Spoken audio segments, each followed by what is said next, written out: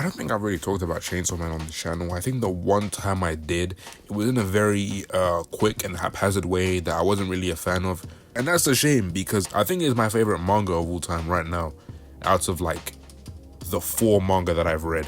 And when the story finishes, I will 100% go back and reread the whole thing. I think it's a story, especially part 2, that deserves a chance for me to go back and binge the whole thing. I'm not gonna hold you. As of right now, I think Chainsaw Man Part 2 has an issue. And a big part of it is really the pacing. Like, a lot of chapters, like, they just feel really short. And I'm not talking about they are short, because a lot of manga chapters are like between, say, 15 to 20 pages. And that's for most manga chapters. And that's fine. It's not like I'm saying give me like fucking 50 pages every single chapter.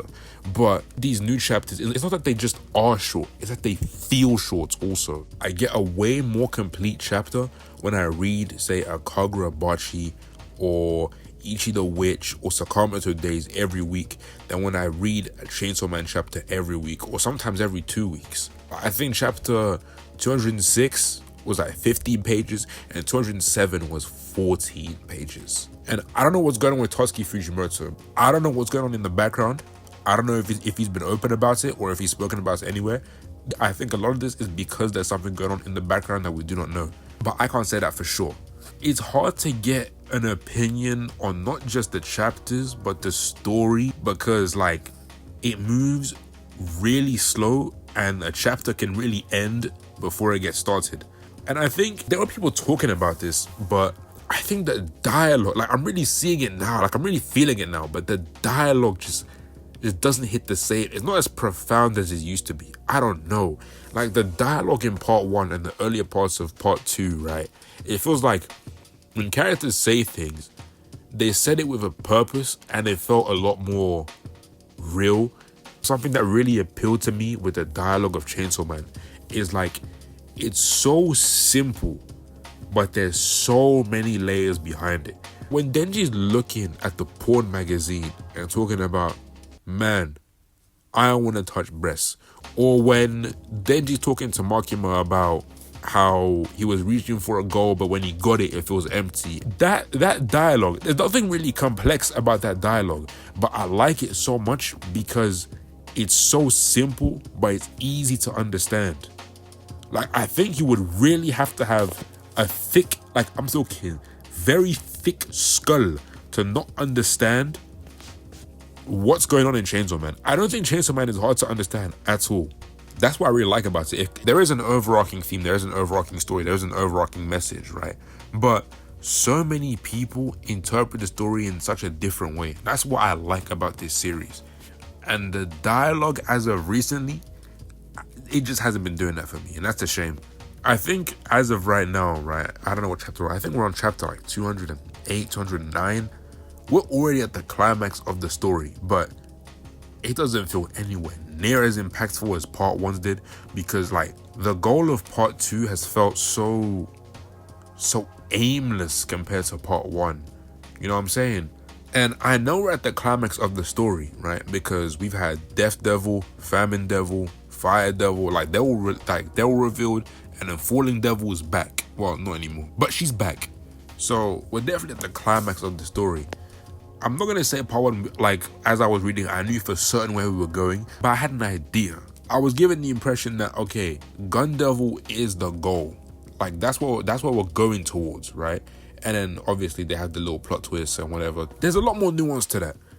But part 2, right, the whole thing with Death Devil and Nostradamus' prophecy, like it never feels like we're progressing towards that goal, you know what I'm saying? It just feels like kind of all over the place, and I think that's fine. I like it, but when we're this far in and we're this deep in, we need to start progressing, my boy. I can't lie.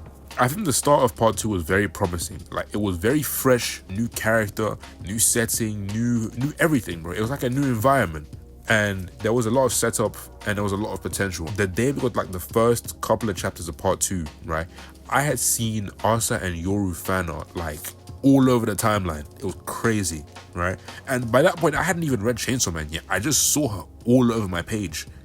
and it's just, I get it, you know what I'm saying? Part 1 ended, it feels like it was the end of the story, but no, there's part 2 now. But with the way it's going right now, I think part 2's ending may be a bit controversial. A lot of people are either gonna love this ending or hate this ending. I don't think you're gonna be the type of guy to write like mega super happy ending. I wouldn't be satisfied with that. I wouldn't be satisfied if Denji and Asa are completely healed. There is no more prophecy. They're happily married in some sort of like cottage on the woods. It's like, I don't want that shit, bro. I want something a bit more real. I think the big part of Fujimoto's writing is that it's real, it's authentic, and a super like ultra happy ending like that would just feel fake. I don't know. I don't want to see that. I want to see something with a bit more realism to it. That's not to say please don't give me like some dark edgy ass ending like, oh, the world's ended, everyone's fucking dead, you're like, Denji's dead, Pochita's dead, Asa's dead. I don't want that either. Please, just, I don't mind what, I don't like, the ending is fine as long as it's something real and as long as it's something authentic. The vision I have for the ending, and again, Fujimoto has subverted my expectations like time and time again. I'm feeling like the ending of part 2 is gonna feel, it's gonna be in such a way where part 2 as a whole would have felt unneeded. Since the end of part 1, nothing has changed for Denji. As of right now, he's in the exact same position that he was in when Makima had him at like peak dog. You know what I'm saying? I think that nothing in his life that he's had an issue with has been resolved at all. In fact, I think it's gotten worse. And Asa is a good character. I like Asa's character, but we're seeing less and less of her and more of Yoru. So from a character dynamic standpoint, it's still kind of dry between Denji and Asa. I like seeing Denji and Yoru interact, but end of the day, Yoru is just a devil. One of the 4 horsemen at that. And with the way she is, she's gonna do him the exact same way, if not worse than Makima. And it's just like, bro, I've seen this. This is an ill omen from 50 kilometers away. Like, I'm smelling it from far. Like, I've seen this. And it's like, it feels like the dynamic with Denji and Asa it's almost the same as it was 100 chapters ago. Like, there's such little progression with them, and I wish there was more, because so much of it is Denji and Yoru, and that's kind of, I don't know, I like Yoru, but it's like, I want to see Denji and Asa interact because they're both 2 lonely kids that have issue connecting with people. I want to see how they kind of get past that. But Yoru is fucking everything up. She's bro, you're pissing me off, bro. You're pissing me off. You know when that chapter came out, bro, that ruined everything. That shit ruined well, it didn't ruin everything, but it's like, Yoru, what the fuck, man? You could see how bad it was gonna be from like 150 chapters away, bro. It's like, oh no, crazy abusive devil lady comes in contact with sexually frustrated, emotionally starved teenager. Like, oh, brother, this shit was over before it even began, bro. The day Denji met Yoru, he was fucked. Day 1, it was over. It was so finished. Denji he's kind of weird because he both evolves and doesn't evolve throughout the series. I don't think he really like truly matured or moved past what happened at the end of part 1. I just think that he came out of a bad spot and is looking hopeful for his future. Part 1 has so many things unresolved that I'm not mad at the existence of a part 2, right? It's like, okay, he's escaped Makima, but now how will he move forward? Part 2, I think, is where the maturing and progressing should have happened, and it has. But when he does, he regresses and falls back so hard, it's as if he hasn't moved at all. And the relapsing isn't necessarily an issue. I don't mind the idea of relapsing because relapsing is real. It's hard to just go cold turkey or like to just leave something and just progress in a completely linear way. People will fall, right? Denji fully and completely understands what's wrong and how it's affecting him, but it's like there is zero progress to him being better. Like he's still completely weak to his urges, and him understanding what's wrong is a step forward, But after 200 plus chapters, I don't know if it's enough. I don't know. Every time he tries to be better, something terrible happens to him. At some point, I can't blame Denji, bro, because his life does fucking suck. Conversely, he is extremely self-aware, and it kind of just makes him falling and going backwards. I don't know, it's just sad, bro, because he's so self-aware, because he understands that whatever was going on with Makima was completely toxic and he shouldn't do this mistake again.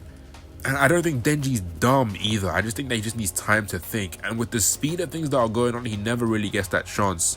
But I think a lot of these things should be way more obvious to Denji. I don't want to subscribe to the idea that Denji's an idiot. I don't like that idea. Because I do think that when Denji sits down and gets time to think, he does come up with some pretty interesting thoughts, and he does think and he does understand and he does know, right? So I don't want to call him an idiot. I feel like that'd be wrong. I just wish Denji progressed a bit further than he already did. I don't know. That's just me though. This recent chapter that came out though, I think 208, that may have been one of the funniest chapters I've ever read. Like, no word of a lie. It's too funny, bro. The moment nuclear weapons were made, Yoru declaring that she don't even care about Denji.